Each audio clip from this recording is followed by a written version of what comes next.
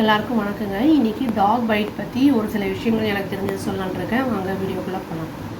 Talk bytes எப்படின்னா, நாயெல்லாம் கடிக்குது இல்லைங்களா, அது நம்மளுக்கு 2 விதத்தில் இருக்குது. ஒன்று ஸ்ப்ரே டாக்ஸு, இன்னொன்று பெட்ஸே சில சமயம் நம்ம கூட விளையாடும்போது அந்த மாதிரிலாம் இருக்கும்போது கூட கீறுறது, இல்லாட்டி பல்லு பதிகிறது, ரத்தம் வருது, அந்த மாதிரிலாம் இருக்கும்.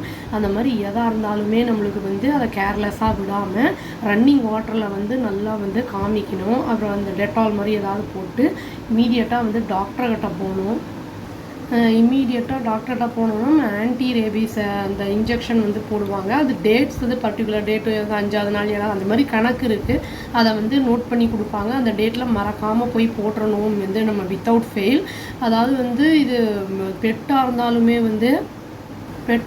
அதுக்கு வேக்சின் போட்டிருக்கீங்களான்னு கேட்பாங்க. அதாவது வருஷத்துக்கு 2 தடவை அதுக்கு போடுற மாதிரி இருக்கும். நம்ம அப்போ அவங்க டாக்டர்ஸ் கேட்கும்போது இது 6 மாதம் ஆச்சா, டிடி மாதிரி போடுறோன்னா ரீசெண்டாக போட்டோமான்னு கேட்பாங்க. அதுக்கு ஏற்ற மாதிரி தான் வேக்சின் நம்மளுக்கு அந்த ஊசி போடுவாங்க. அதை நம்மளுக்கு அட்டாக் பண்ணாமல் இருக்கிறதுக்காக.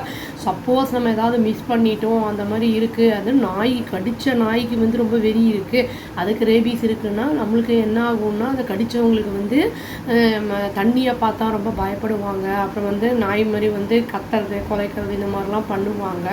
அது ஆரம்பத்துலேயே அது என்ன ஏதுன்னு பார்த்து நம்ம அதை கேர் எடுத்துக்கிறது நல்லது. மெடிக்கேஷன் எடுத்துக்கணும்.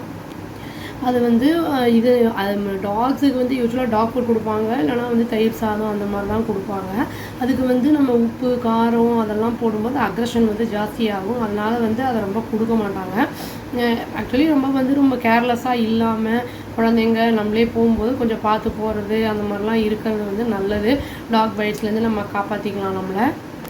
இப்போ ஸ்ட்ரே டாக்ஸ் பெட்டு நம்ம வைக்கிறோம் இல்லைங்களா, அதை கடித்தாலுமோ இல்லாட்டி பெட்டு அதை கடித்தாலுமோ ரெண்டுத்துக்குமே பாதிப்பு ஏற்படும். அதனால் நம்ம பெட்டெல்லாம் தனியாக விடாமல் நம்ம கூடவே கூட்டிகிட்டு வர்றது நல்லது. இல்லைன்னா அது ரொம்ப அஃபெக்ட் பண்ணிடும். அதுங்களை ரெக்கவரி அப்படிங்கிறது சில சமயம் இம்பாசிபிள் ஆகிடும். இல்லைன்னா ரொம்ப லேட் ஆகும் ரெக்கவரி அப்படிங்கிறது. இப்போது ஃபுட் ரெஸ்ட்ரிக்ஷன்ஸ்லாம் எதுவும் இருக்காது. சப்போஸ் அந்த மாதிரி இருக்குது அப்படின்னா டாக்டர் சொல்லுவாங்க. அதுக்கு ஏற்ற மாதிரி நம்ம சாப்பிட்டோம் அப்படின்னா அது ஹீல் ஆகிடும். அது திரும்பி ரீலாப்ஸ் எல்லாம் ஆகாது. அவ்வளோதாங்க. Thank you. Please do like, share and subscribe our channel and click the all option and tap the bell icon. Thank you.